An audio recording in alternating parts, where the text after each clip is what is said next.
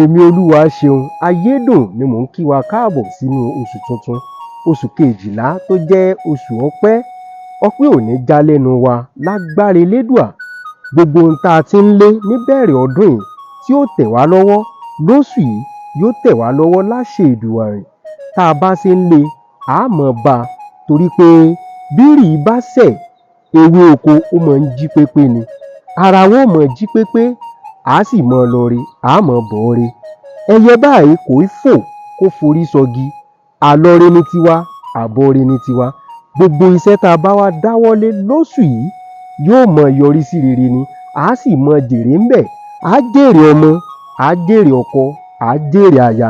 Torí pé ìran abẹ́rẹ́ báyìí ni máa ń jèrè òwú. Ìran àjà ń kọ́ àwọn ló máa ń jèrè ẹrù. A jèrè lóṣù yìí àti lọ́jọ́ gbogbo ayé wa. Ire ni tiwa lóṣù yìí o. Ire o.